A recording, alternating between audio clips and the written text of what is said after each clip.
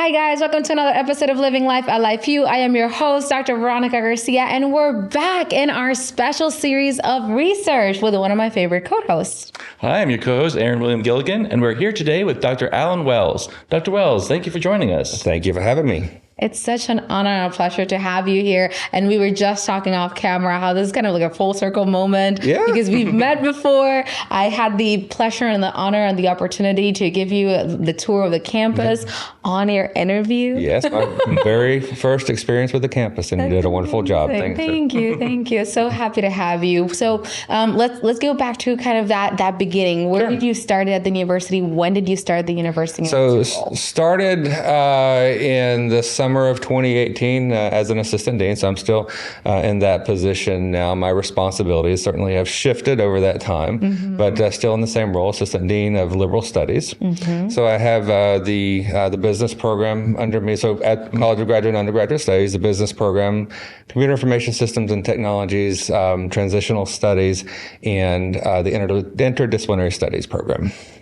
And so just a little bit. Yeah, that. And the Research Advisory Council, so I know that's what we're here to talk about today. Yes. And how long have you been on the Research Advisory Council? How long? Oh, my goodness.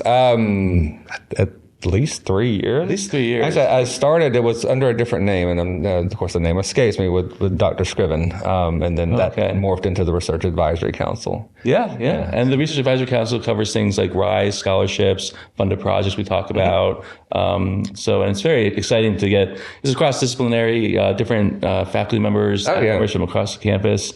So I think it's really beneficial to have that kind of full site 360 view of research. Oh yeah. And I my goodness, I love it. It really, I'm excited to see the work that our students are doing. They're doing some amazing work. They really are, as well as our faculty, and just to see these blossoming minds, right, and just the passion that they have for research is it's a lot of fun. And I'm happy to play a very minor role in that, but very happy to play that role. Yeah. Does research come into your work as the assistant dean as well? Not as much as I would like. I should. My goodness, I don't think I've had a chance. No, I haven't had a chance to work on anything in terms of publishable research since I've been in this position. As you can imagine, it's quite busy. But no, I still do have a passion for research, and thankfully, with this role in the RAC, I'm able to at least stay engaged from that perspective. Right. And when did you first get involved and interested in research on a personal level? Well, I guess would have been when I was doing my PhD. So this would have been several years ago. But at the time, I was working with a number of adjunct faculty. So I really developed an interest in, or a concern for, I guess would be more appropriate, some of the struggles that they were going through as adjunct faculty, balancing responsibilities in that role with other full-time responsibilities, and most of them, quite frankly, were never trained as faculty members. So that was a piece. Even though they knew their subjects really, really well, some often would struggle with the teaching piece. So, like I said, that kind of morphed into an interest in how to best support them through training and development programs, which then led to my dissertation studies on an adjunct faculty training and development programs. Wow.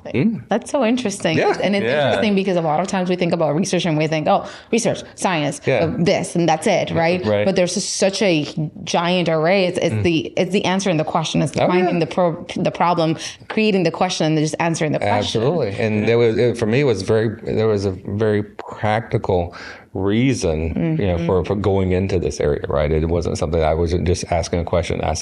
We had a real pressing need, and I wanted to see how we could best address that need. Yeah, and I think research and teaching and learning is just incredibly useful. Like you said, it's very, very it's what's needed to move forward in terms of the conversation with higher ed in general. Yeah, that to me is the best kind of research, when there's a practical application. Again, we've identified a problem.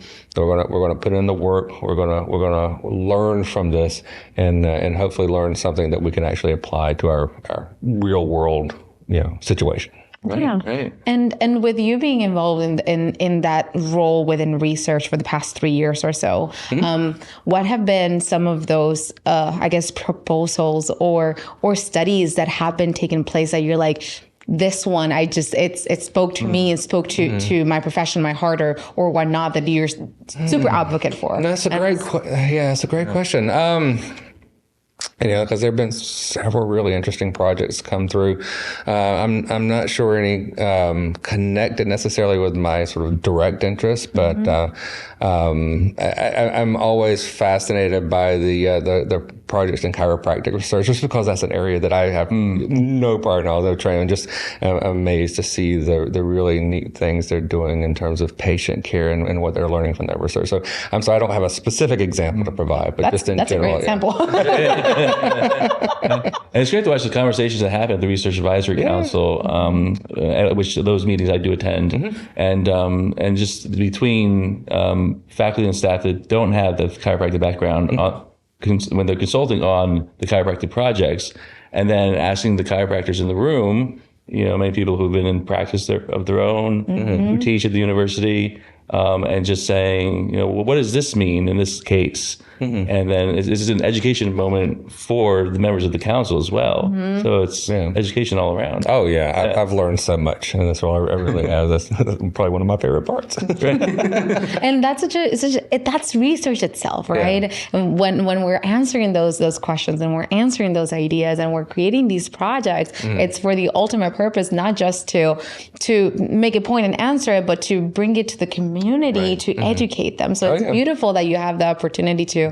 You're not within chiropractic profession itself, but you're serving by being that you're the goal. You're the goal that we're educating. You're the goal that we're bringing in and having those conversations. But also, a lot of those questions come from the goal, right? From yourself. So it's beautiful that you have that opportunity. And I love that. That's one of your highlights. Absolutely. And I think too, one of the things I really appreciate about, because we have a very diverse group on VRAC, and I think we learn so much from each other, right? And about each other's fields and areas of interest, and I think it helps to promote mutual understanding in the broader university community between chiropractic, CGUS,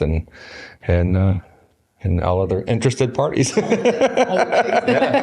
And I will point out that the RISE scholarship is actually evenly divided between 4 scholarships for the COC students and 4 scholarships for the CGUS students. So we really encourage more than just chiropractic research, right? Because that needs to be done, but also the other areas at the campus that can put our energy and our thoughts and creativity behind answering those questions. And we are starting to see more and more undergraduate and master's research projects, and we're very excited about that.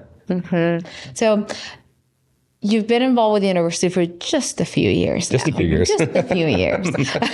And this year, Life University is celebrating its 50th anniversary. Yes. What would you like to see as we're celebrating the 50th anniversary and going to the second part, hopefully to get to the centenary and then keep growing? Within research, what would be kind of the things that you would love to see in the university from the students or from the scholarships or anything of that nature? Yeah, I think just more opportunities. I'd like to see more of our students, particularly our undergraduate and master's students, participating in research and more partnerships with our faculty. I mean, that's how our students learn, right? Yeah. Is making those partnerships or establishing those partnerships with faculty, working with them, in areas where their passions align. I think is really cool. So just more opportunities, for students to connect with faculty and developing these research projects, and taking them on to the next level, right? Taking them into their own, graduate studies, into their own, PhD or DC studies. Yeah. Right. And can you guys walk me through what's the process for an undergraduate student or any student to kind of apply to the RISE program, and what is the process there? What does that look like? So those scholarships open up to second quarter students, and I think it's imperative on them to find faculty that they want to link up with and have that kind of synergy and get together and answer those questions. And then they apply in week 7, Monday, week 7, 5 p.m. Thank you for that. That's when the applications are due. And then we have a process where the Research Advisory Council, on which Dr. Wells sits, yes, we convene, and we convene in week 9 currently of each quarter, and we discuss and we see what applicants are ready for going forward with the research. And it doesn't have to be a project that's ready to go right away, because this is an education process, and we're teaching them helping to guide them through the early stages of research. Yeah.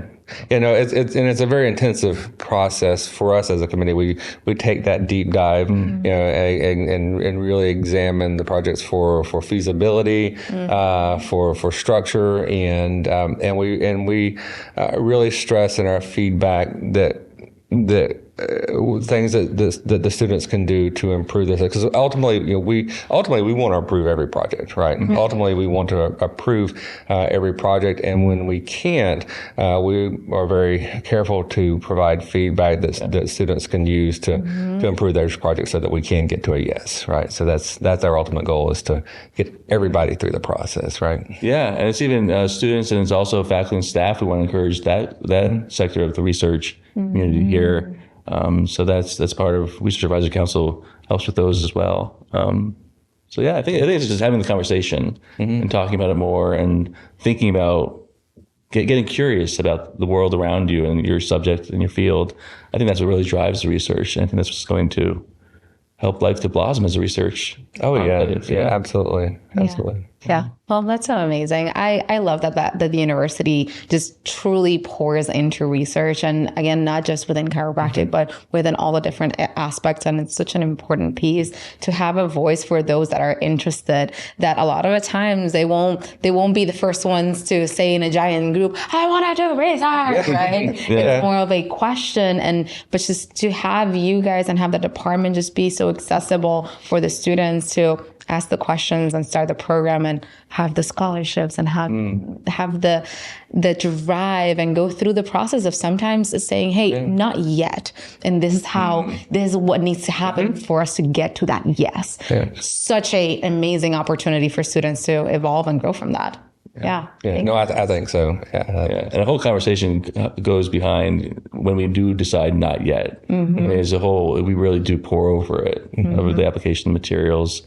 So it's not just a flip kind of decision. Yeah, of course. Absolutely. Well, thank you guys so much for just all that work. And thank you for saying yes to the offer for your tour. I'm so glad I did. No, it's truly been an amazing almost 6 years now. Wow. Congratulations. That's amazing. Look at that. 50% in research already in 6 years. There you go. Well, thank you so much. And thank you again for sharing just another beautiful time with me co-hosting this. This is awesome. Absolutely. Thank you for taking a little bit of your time to spend with us and share your experience. Thank you so much for having me. Absolutely. Absolutely. And we'll see you guys on the next episode of Living Life a Life View. And remember, this is your special series of research. Bye. Bye. Bye.